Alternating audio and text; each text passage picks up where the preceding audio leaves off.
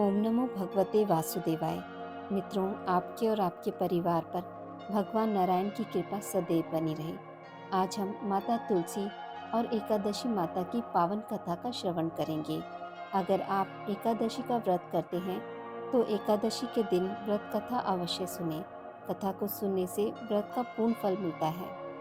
एक बार एक राज्य में एक राजा राज करता था। राजा बहुत ही बुद्धिमान और बलशाली था। राजा सदैव अपनी प्रजा का बहुत अच्छे से ध्यान रखता था। प्रजा भी अपने राजा को बहुत पसंद करती थी। राजा की दो बेटियां थीं। राजा अपनी दोनों बेटियों से बहुत प्रेम करता था। राजा की छोटी बेटी देखने में बहुत सुंदर और आकर्षक थी और राजा की बड़ी बेटी छोटी बेटी के मुकाबले थोड़ा सा कम सुंदर थी। राजा की छोटी बेटी ग्यारस माता की पूजा किया करती थी और सभी लोग राजा की छोटी बेटी से बहुत प्रेम करते थे और बहुत प्रशंसा किया करते थे। राजा भी अपनी छोटी बेटी को बड़ी बेटी से अधिक प्रेम करता था, जिस कारण राजा की बड़ी बेटी को अपनी छोटी बहन से नफरत होने लगी थी। राजा की जब दोनों बेटियां बड़ी हो गई, तब एक पड़ोस राज्य में रहने वाला राजकुमार राजा की बड़ी बेटी के लिए रिश्ता लेकर आया। लेकिन जैसे ही उस राजकुमार की नज़र राजा की छोटी बेटी पर पड़ी, तो वह राजकुमार राजा की छोटी बेटी पर आकर्षित हो गया और उससे पहली नज़र में प्यार कर बैठा। उस राजकुमार ने राजा की बड़ी बेटी के साथ विवाह करने से मना कर दिया और उसने राजा से कहा कि मैं आपकी छोटी बेटी से विवाह करना चाहता हूँ। जिसके बाद राजा की बड़ी बेटी यह देखकर अपनी छोटी बहन से बहुत क्रोधित हो गई और राजा की बड़ी बेटी ने अपनी छोटी बहन को अपना सबसे बड़ा दुश्मन मान लिया और राजा की बड़ी बेटी ने अपनी छोटी बहन से बदला लेने का निर्णय लिया, जिसके लिए उसने अपनी छोटी बहन को जान से मारने का निर्णय किया। राजा की बड़ी बेटी ने अपनी छोटी बहन को मारने के लिए सबसे पहले एक लड्डू में जहर मिलाकर अपनी छोटी बहन को दे दिया और उसे उस लड्डू को खाने के लिए कहा। लेकिन लड्डू खाने के बाद भी छोटी बहन को कुछ नहीं हुआ। बड़ी बहन यह देखकर बहुत आश्चर्यचकित हो गई, लेकिन बड़ी बहन ने हार नहीं मानी और जब रात को छोटी बहन अपने कमरे में सो रही थी, तब एक मटके में सांप रखकर उसे कमरे में छोड़ दिया। लेकिन सांप भी छोटी बहन का कुछ नहीं कर पाया। जिसके बाद बड़ी बहन ने अपनी छोटी बहन से कहा कि चलो हम लोग कुएं में से पानी भरकर लाते हैं, जिसके लिए वह अपनी छोटी बहन को पानी भरने के बहाने कुएं के पास ले गई और उसने अपनी छोटी बहन को कुएं में धक्का दे दिया। लेकिन छोटी बहन को तब भी कुछ नहीं हुआ, क्योंकि हर बार ग्यारस माता उसकी रक्षा कर रही थी और उधर बड़ी बहन अपने सारे प्रयासों के बाद असफल हो रही थी, जिससे वह बहुत क्रोधित होती जा रही थी। फिर उसने अपनी छोटी बहन के पास जाकर उससे खुद ही पूछा कि मेरी छोटी बहन, तुम्हें पता है भगवान ने सबकी मृत्यु एक निश्चित समय पर लिखी हुई है और कैसे तुम्हारी मृत्यु होगी, क्या तुम यह जानती हो? तब छोटी बहन ने अपनी बड़ी बहन को बताया कि हाँ, मैं तो जानती हूँ, मेरी मृत्यु कैसे होगी। छोटी बहन से यह सुनकर बड़ी बहन मन ही मन बहुत प्रसन्न होने लगी और उसने अपनी छोटी बहन से कहा कि क्या तुम मुझे अपनी मृत्यु का राज बताओगी? छोटी बहन ने अपनी बड़ी बहन से कहा कि मेरी मृत्यु तो एक तोते में है। जो तोते के गले में एक हार है, उससे मेरी मृत्यु होगी। जब तक कोई भी व्यक्ति तोते को मारकर वह हार अपने गले में पहनेगा, तो मैं मूर्छित हो जाऊंगी और जैसे ही उस हार को अपने गले से उतारेगा, तो मैं वापस से जीवित हो जाऊंगी। अपनी छोटी बहन की मृत्यु का राज जानकर बड़ी बहन बहुत ही खुश हो गई और उसने अपनी छोटी बहन को मारने के लिए उसके पालतू तोते को ढूंढना शुरू कर दिया और छोटी बहन को इस बात का आभास हो गया था कि कोई उसकी जान लेना चाहता है, जिसके लिए वह अपने पिताजी के पास गई और उसने अपने पिताजी से कहा कि पिताजी, मेरी मृत्यु के बाद आप मुझे जलाइएगा मत, बल्कि आप मुझे अपनी पुरानी वाली हवेली में एक पलंग में लिटाकर छोड़ दीजिएगा।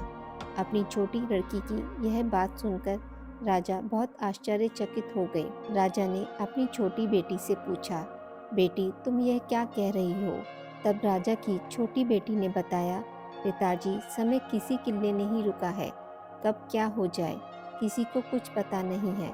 और फिर राजा ने अपनी छोटी बेटी से कहा कि तुम ऐसी बातें क्यों कर रही हो, 2-3 दिन में तो तुम्हारा विवाह है। लेकिन छोटी बेटी ने अपने पिताजी को ऐसा करने पर मजबूर कर दिया और उसने वचन ले लिया।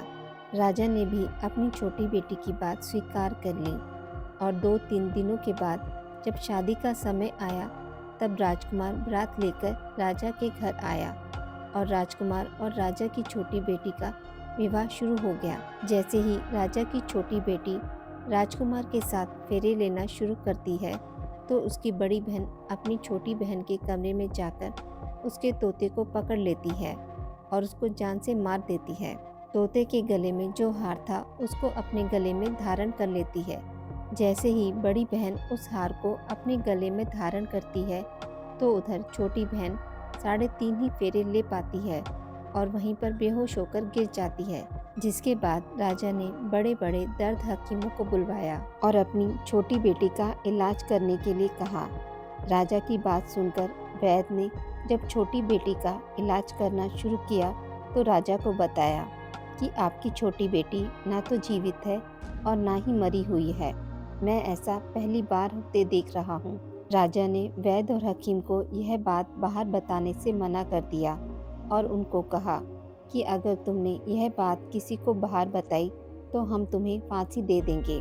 राजा ने अपनी बेटी को पुराने महल में जाकर एक पलंग में लिटा दिया और वहाँ पर कुछ सैनिकों को तैनात कर दिया। वापस अपने महल पर आ गया।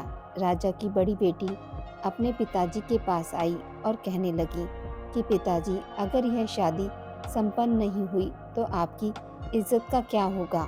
आप कहें तो मैं आपकी इज्जत बचाने के लिए राजकुमार से शादी करने के लिए तैयार हूँ। जिसके बाद राजा ने अपनी बड़ी बेटी की बात मान ली और राजा ने बड़ी बेटी को छोटी बेटी के कपड़े पहनाकर मंडप पर भेज दिया। लेकिन राजकुमार यह जान गया कि यह राजा की छोटी बेटी नहीं है, बल्कि यह राजा की बड़ी बेटी है। लेकिन जब राजकुमार ने शादी करने से मना किया, तो सभी लोगों ने राजकुमार को विवश कर राजा की बड़ी बेटी से बचे हुए फेरों को संपन्न करा दिया और विवाह करवा दिया। जिसके बाद राजकुमार राजा की बड़ी बेटी को अपने महल ले गया। राजकुमार राजा की बड़ी बेटी से ना तो बात करता था, ना ही उसको पसंद करता था और ना ही उसके आसपास भटकता था।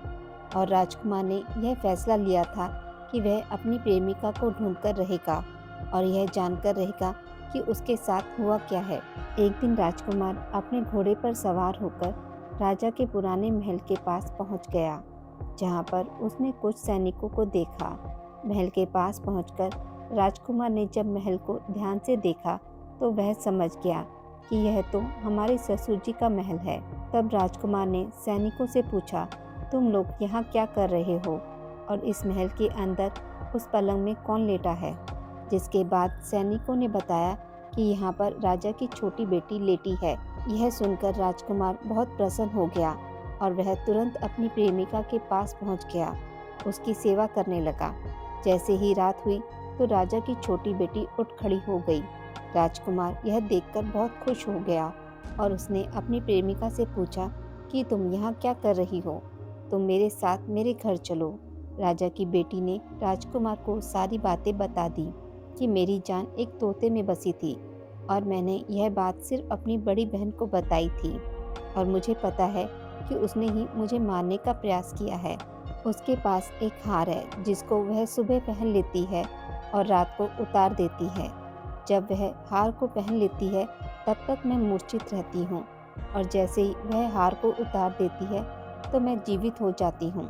और जब तक मेरी बड़ी बहन के पास वह हार है तब तक मैं ऐसे ही जीवित और मूर्छित होती रहूँगी। अगर मेरी बड़ी बहन के पास जो हार है वह मेरे हाथ लग जाए तो मैं हमेशा के लिए जीवित हो जाऊँगी। राजकुमार ने यह बात सुनकर राजा की छोटी बेटी के पास रहने का निर्णय ले लिया।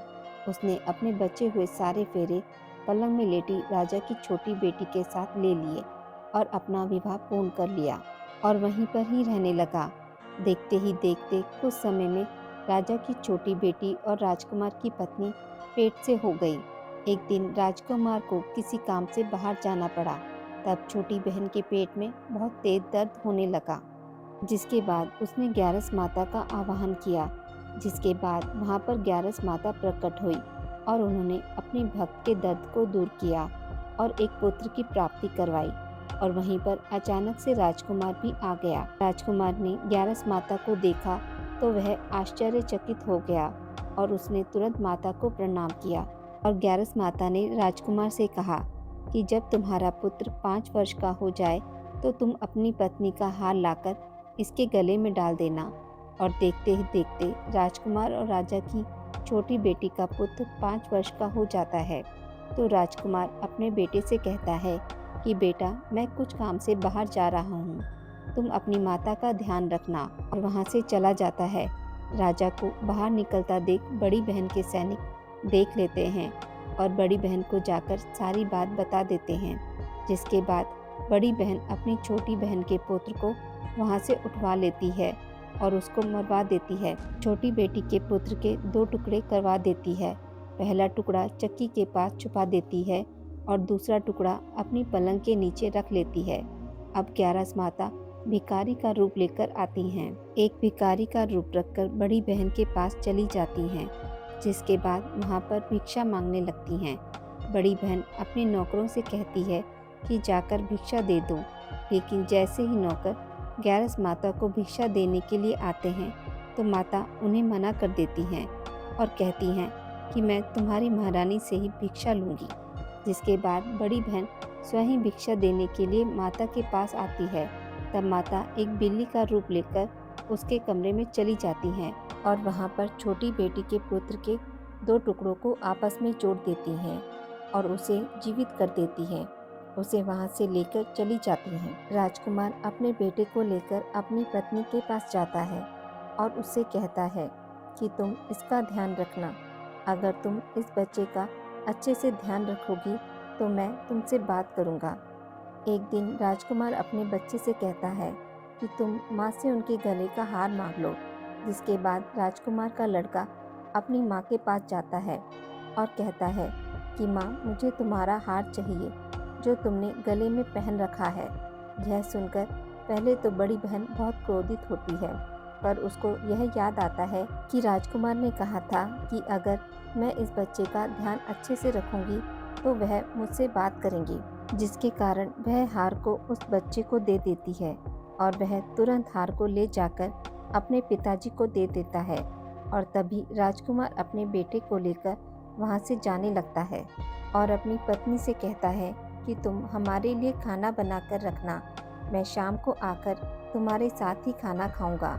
और वह अपने बेटे को लेकर वहाँ से चला जाता है। जिसके बाद वह राजा के पास जाता है और उनको सारी बात बता देता है। राजा अपनी बड़ी बेटी की यह करतूत सुनकर बहुत क्रोधित होते हैं और अपनी परवरिश पर ही दोष देने लगते हैं और राजकुमार को अपनी छोटी बेटी के साथ रहने के लिए आदेश देते हैं। हे ग्यारस माता, आपने जैसी कृपा राजा की छोटी बेटी पे की वैसी सभी पर करना। कहानी कहने वाले, कहानी सुनने वाले और हुंकारा भरने वाले पर भी करना। तुलसी माता की कथा। कार्तिक महीने में एक बुढ़िया माई तुलसी जी को सींचती और कहती कि हे तुलसी माता, सत की दाता, मैं तेरा बिरला सींचती हूँ। मुझे बहू दे, पीताम्बर की धोती दे, मीठा मीठा घास दे, बैकुंठ में वास दे, चटक की चाल दे, पटक की मौत दे, चंदन का काट दे, रानी सा राज दे, दाल भात का भोजन दे, ग्यारस की मौत दे, कृष्ण जी का कंधा दे। तब तुलसी माता यह सुनकर सूखने लगी। तो भगवान ने पूछा, हे तुलसी, तुम क्यों सूख रही हो? तुलसी माता ने कहा कि एक बुढ़िया रोज आती है और यही बात कह जाती है, मैं सब बात तो पूरा कर दूंगी, लेकिन कृष्ण का कंधा कहाँ से लाऊंगी? तो भगवान बोले, जब वो मरेगी तो मैं अपने आप कंधा दे आऊँगा, तू बुढ़िया माई से कह देना। जब बुढ़िया माई मर गई, सब लोग आ गए। जब माई को ले जाने लगे तो वह किसी से ना उठी। तब भगवान एक 12 बरस के बालक का रूप धारण करके आए। बालक ने कहा, मैं कान में एक बात कहूँगा तो बुढ़िया माई उठ जाएगी। बालक ने कान में कहा, बुढ़िया माई मन की निकाल ले, पीताम्बर की धोती ले, मीठा मीठा गास ले, बैकुंठ का वास ले, चटक की चाल ले, पटक की मौत ले, कृष्ण जी का कंधा ले। यह सुनकर बुढ़िया माई हल्की हो गई। भगवान ने कंधा दिया और बुढ़िया माई को मुक्ति मिल गई। हे तुलसी माता, जैसे बुढ़िया माई को मुक्ति दी वैसे सबको देना। हे तुलसी माता, कथा को सुनने वाले, कहने वाले और हुंकारा भरने वालों पर भी अपनी कृपा करना। आज की इस वीडियो में बस इतना ही। मित्रों, अगर आपको यह कथा अच्छी लगी हो तो मेरे वीडियो को लाइक और शेयर ज़रूर करें और पूजा पाठ से जुड़ी जानकारी के लिए मेरे चैनल को सब्सक्राइब करना ना भूलें। धन्यवाद।